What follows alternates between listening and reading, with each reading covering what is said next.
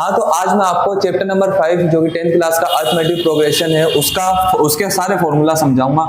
सबसे पहले आप ये समझिए, चैप्टर नंबर 5 है जो उसमें 3 फॉर्मूला आपके काम आएंगे। एक तो नंबर ऑफ टर्म निकालने का, दो सम ऑफ टर्म निकालने का। देखिए, ये नंबर ऑफ टर्म निकालने का यानी nth टर्म, जो भी आपको टर्म निकालनी हो उसके लिए फॉर्मूला आता है a n = a plus n minus 1 और इंटू d।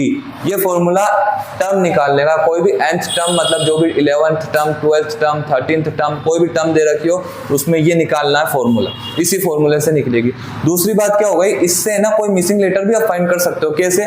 जैसे a n छुपा दिया तो आप a n भी निकाल सकते हो, a छुपा दिया a भी निकाल सकते हो। फॉर्मूले का मतलब क्या है, a n ही निकाल सकते हो आप, इससे सब कुछ निकाल सकते हो, d भी निकाल सकते हो, n भी निकाल सकते हो। ठीक है। और दो फॉर्मूला आते हैं सम के। फर्स्ट वाला फॉर्मूला आता है Sn = n/2 bracket 2a plus n minus 1 और इंटू में d। ये फर्स्ट फॉर्मूला है। और दूसरा फॉर्मूला है Sn = n/2 bracket a plus n। ठीक है, ये सेकंड फॉर्मूला है।